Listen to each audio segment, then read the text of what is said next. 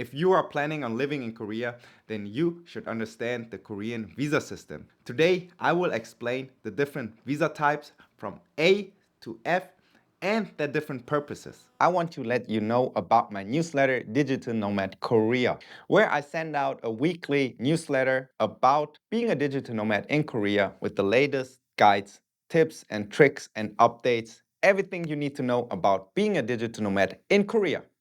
Let's continue. So, the Korean government is offering a variety of visa options for different purposes, from short term to long term, and finally to permanent residency. The goal is to reach up the ladder to go to a F visa status. So let's start from the beginning of the alphabet, which is A.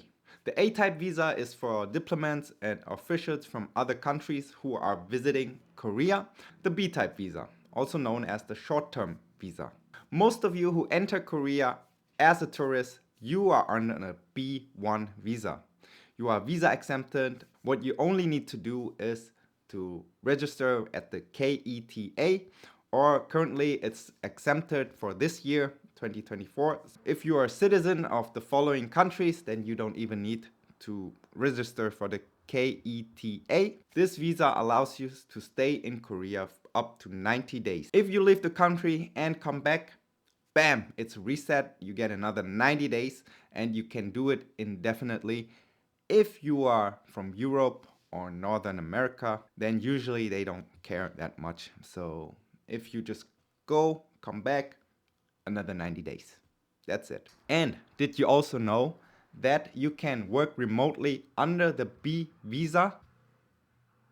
Now you know. C-type visa, also known as the short-term business visa. So if you are on a business trip, you get invited by a Korean company and you come to Korea, then it's a short-term business trip and you fall under the C visa. This visa allows you to stay in Korea under 90 days. When I filmed a documentary with a film crew from Germany and we flew to Korea for 2 weeks, we had to apply for a C-type visa at the Korean embassy in Germany. And they required us to send all the schedule and everything, what we're doing in Korea, who we're working with, and so on. So if you apply for that visa, you also need all the documents ready and you get invited by a Korean entity. Then you fall under the business trip visa. The D-type visa or long-term visa. This type of visa allows you to stay in Korea for over 90 days, but the requirement is that within 90 days you have to visit the immigration office to apply for a resident card. There are different categories fall under this D-type visa, such as artists, students, trainees, internships, journalism, corporate investors, or job seeking. So most of the D-type visas are valid to a maximum of 1 year, which means that you have to renew the visa again. Usually a couple months before the visa ends, you will get mail and say, hey, please visit the immigration office. We need to renew your visa. And then you have to do the whole immigration process again, bring all the required documents and hand it over. And then they will tell you, hey, you are allowed to stay another year or another month, another couple months, just the usual immigration stuff. E-type visa or employment visa, which fits very well because E for employment. Easy to remember. So if you are employed in Korea by a Korean company or institution, then you will be sponsored a visa called the E-type visa, which allows you to work in Korea but is also bound to your employer. If you stop working for a company, then also you will lose your visa status. So for example, a lot of English teachers in Korea are under the E-visa because they go through this EPIC program. So researchers, if they graduated from a Korean university, then work in the Korean university and doing some research, then they also get the E-type visa.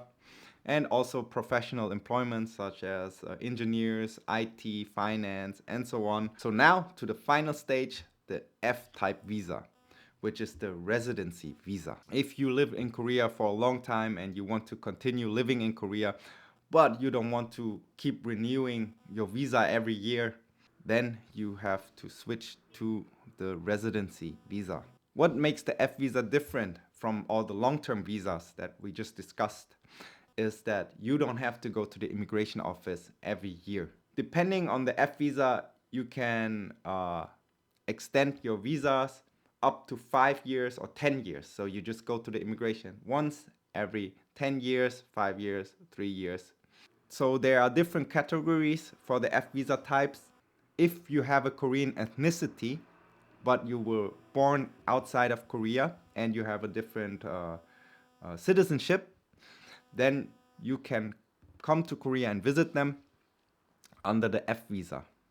Let me give you some examples of F visas for foreigners. So right now, the new visa that was just popped up is the Digital Nomad Visa, which is the F1D for Digital Nomad or Vacation. If you want to know more about it, check out this video. I made a quite comprehensive guide on what this visa includes. The second one is the F2 visa, which is a point system. Based on your age, your language proficiency, your income, your education, and maybe voluntary work, you can collect points. And with those points, those determine your visa renewals. So if you have like the minimum points, you get 1 year renewal. You can get up to 5 years until you renew your visa. And I would say this is very good because immigration is always stressful. You have to make an appointment, give all the documents, and all your fate is dependent on the worker who works there. So always stressful, and as long as you can avoid it, it's awesome. The next one is the F5 permanent residency. So from what I heard is that with the F5 visa, you can get up to 10 years until you have to renew your visa. And the final stage, and maybe people would say this is the easiest one, but it will depend on the person, is the marriage visa. So if you get married to a Korean citizen in Korea, then you would be eligible for the F6 visa. And finally, well, you thought, oh yeah, F, it's over. Well, that's what the Korean government also thought, but they expanded the alphabet with the H visa, and maybe you all know it, and it's the H1 working holiday visa. I have already made a lot of videos about the working holiday visa. Maybe you go check out my playlist. I hope this video has given you some type of insight and overview of the different Korean visa types and the system. If you found it helpful, leave a like, subscribe to the channel, hit the notification bell, and if you want to know more about Korea, the visa system, and what's new, then subscribe to my newsletter, Digital Nomad Korea. Everything you need to know about living in Korea. If you're interested in how the whole application process looks like for applying for a visa in Korea, click this video. If you're interested in how to pay utility bills in Korea, click this one.